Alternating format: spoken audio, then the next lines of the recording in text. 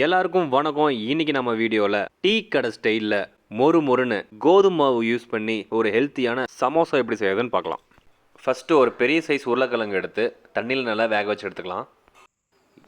இப்போ 2 கப் கோதுமை மாவு போட்டு அதில் ஒரு ஸ்பூன் உப்பு ஆட் பண்ணி கொஞ்சமாக தண்ணி ஊற்றி நல்லா மாவு பிசைஞ்சுக்கலாம். சப்பாத்திக்கு எப்படி மாவு பிசைவீங்களோ அதே மாதிரி பிசைஞ்சு எடுத்துக்கலாம்.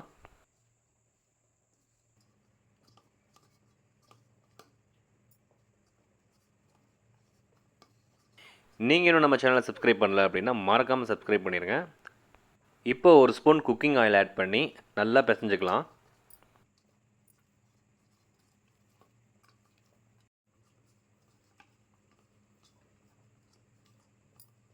இப்போ நமக்கு மாவு ரெடி ஆயிடுச்சு. நெக்ஸ்ட்டு மசாலா எப்படி செய்யறதுன்னு பார்க்கலாம். இப்போது பேனில் குக்கிங் ஆயில் ஆட் பண்ணிட்டு ஆயில் நல்லா ஹீட் ஆனதும் அதில் ஒரு ஸ்பூன் சோம்பு, ஒரு ஸ்பூன் சீரகம் ஆட் பண்ணிக்கலாம்.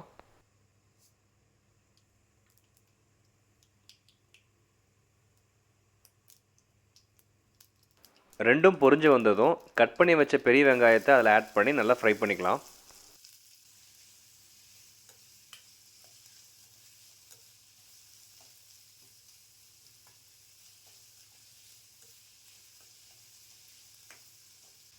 இப்போ இதில் ஒரே ஒரு பச்சை மிளகாய் எடுத்து சின்ன சின்னதாக கட் பண்ணி இந்த மாதிரி ஆட் பண்ணிவிட்டு கூடவே கருவேப்பிலையும் ஆட் பண்ணி நல்லா ஃப்ரை பண்ணிக்கலாம்.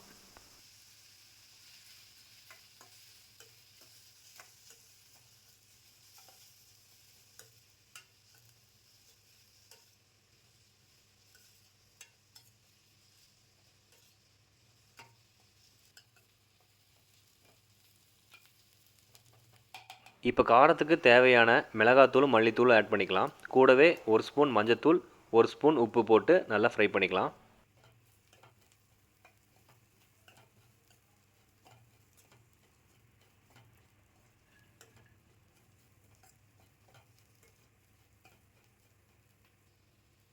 இப்போ நம்ம வேக வச்ச உருளைக்கிழங்கு எடுத்து நல்லா ஸ்மாஷ் பண்ணி அதில் போட்டு ஃப்ரை பண்ணிடலாம்.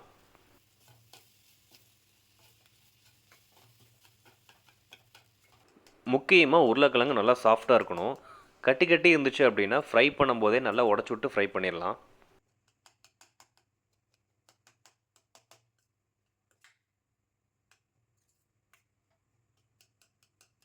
த்ரீ டு 4 மினிட்ஸ் இதே மாதிரி ஃப்ரை பண்ணிட்டே இருந்தோம் அப்படின்னா மசாலா ரெடி ஆயிரும்.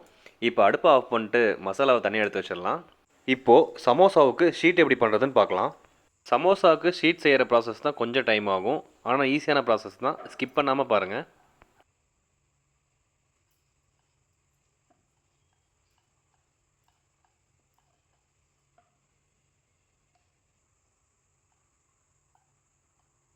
இதே மாதிரி தின் ஷீட்டாக தேய்ச்சிட்டு கார்னர்லாம் கட் பண்ணி ஒரு ஸ்கொயர் ஷேப்பில் எடுத்து வச்சுக்கலாம்.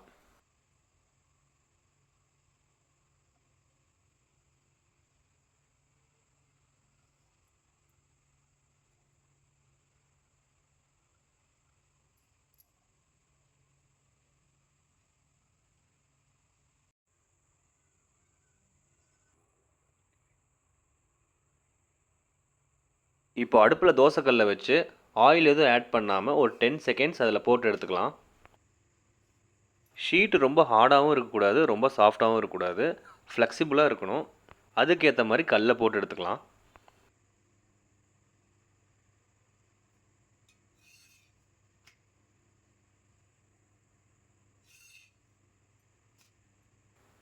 இப்போ ஷீட்டை ஒட்டுறதுக்கு 2 ஸ்பூன் கார்ன்ஃப்ளவர் மாவு எடுத்து அதில் தண்ணி ஆட் பண்ணி மிக்ஸ் பண்ணி வச்சுக்கலாம்.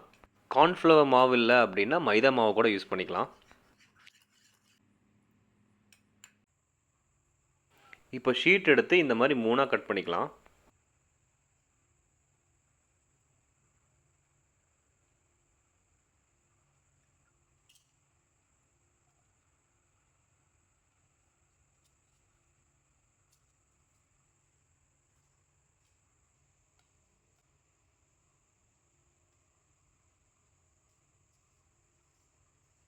இப்போ ஷீட் ரெடி ஆயிடுச்சு. நெக்ஸ்ட்டு இதில் மசாலாவை எப்படி ஸ்டஃப் பண்ணுறதுன்னு பார்க்கலாம்.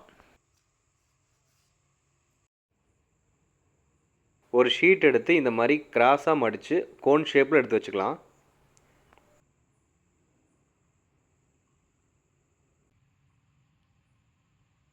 இப்போது மசாலாவை உள்ளே ஸ்டஃப் பண்ணிக்கலாம்.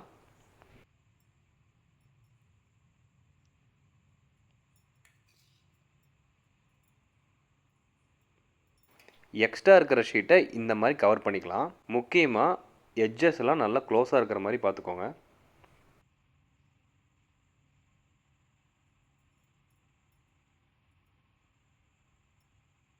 அவ்வளோதான், சமோசாவோட ஷேப் அழகாக வந்துருச்சு. இப்போது அதோட எட்ஜஸ் எல்லாம் பேஸ்ட்டை போட்டு சீல் பண்ணிடலாம்.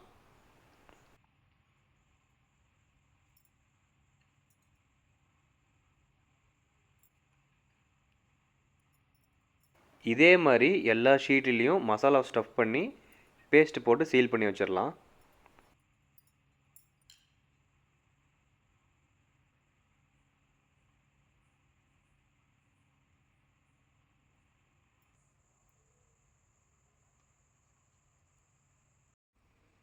இப்போ பேனில் ஆயில் ஹீட் ஆனதும் ஹோல்டு பண்ணி வச்சுருந்த சமோசாவை ஒன்று ஒன்றா ஆயிலில் போட்டு ஃப்ரை பண்ணி எடுத்தோன்னா மொறு மொறுன்னு டீ கடை ஸ்டைலில் ஹெல்த்தியான சமோசா ரெடி. இந்த வீடியோ உங்களுக்கு பிடிச்சது அப்படின்னா மறக்காமல் வீடியோக்கு லைக் பண்ணிட்டு அப்படி உங்கள் ஃப்ரெண்ட்ஸுக்கும் ஷேர் பண்ணிடுங்க.